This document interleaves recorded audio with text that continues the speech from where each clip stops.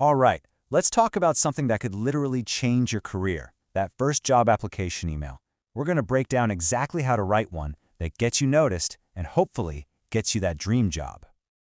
Seriously, just think about it. Your dream job could be just one email away. But in a huge pile of applications, your first impression isn't a firm handshake. It's this email. This is your one shot to stand out, to get that resume opened. The pressure's on, right? So let's make sure yours is absolutely perfect. So here's the game plan. We're going to build this email from the ground up. First, we'll tackle the subject line. That's what gets you past the first filter. Then we'll look at the header, craft the main message, nail that professional sign-off, and finally, we'll put it all together to see the final product. By the end of this, you'll have a rock-solid formula. Okay, first things first. We've got to get past the gatekeeper, and that is the subject line. Now, this is not the time to be clever or mysterious. Its only job is to tell the recruiter what's inside, instantly. If you mess this part up, your email might just end up in the trash without ever being opened. So, what does that mean? It means you have to be direct and super informative. Something like, application for the post of accounts clerk. That's perfect. Why? Because you got to remember, that recruiter is probably drowning in emails. A clear subject line lets them sort and prioritize in a split second. No fluff, just the facts. It helps them, which helps you.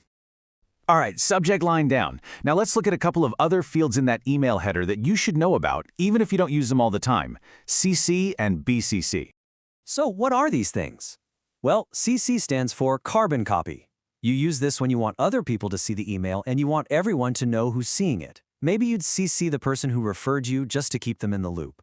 Then there's BCC, or blind carbon copy. This one's your secret copy.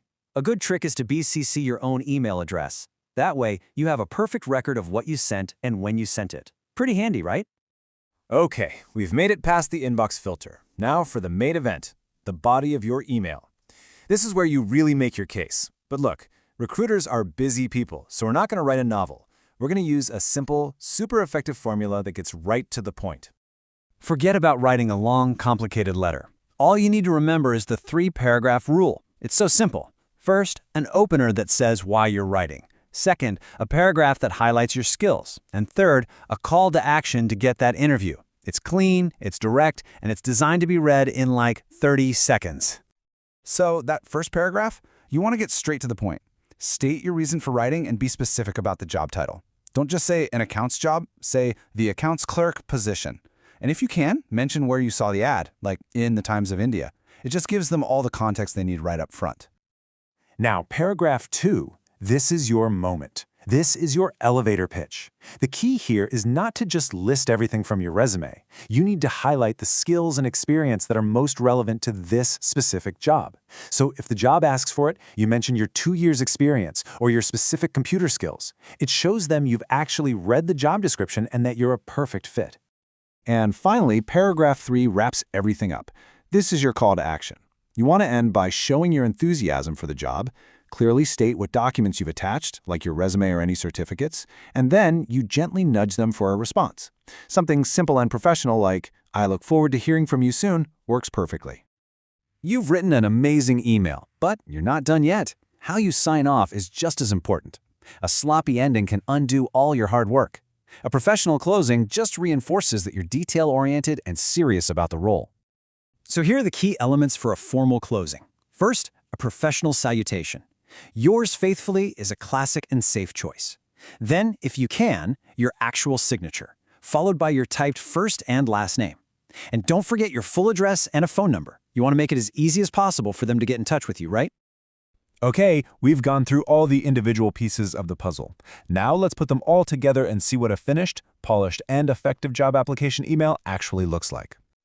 So take a look at this. This is what we're aiming for. You can see that clear, informative subject line right at the top, then you've got the formal salutation, and right after that, our concise 3-paragraph body. And it all wraps up with that professional closing, with all the contact info right there. This is your blueprint. So let's just quickly break down why this example works so well. The subject line is crystal clear. The opening gets right to the point. It highlights specific, relevant skills, it clearly lists what's attached, and it closes out with a totally professional sign-off. See? Every single part has a job to do, and it does it perfectly. Now, here's a little peek behind the curtain. Think of this as the recruiter's secret scorecard. And check this out. The basic structure, the salutation, body, and closing, is worth the most marks. Yeah, the content is important, obviously, but the format, the presentation, that stuff is just as critical. It all adds up to create that powerful first impression. And there you have it. That is the complete formula for writing a job application email that actually gets results.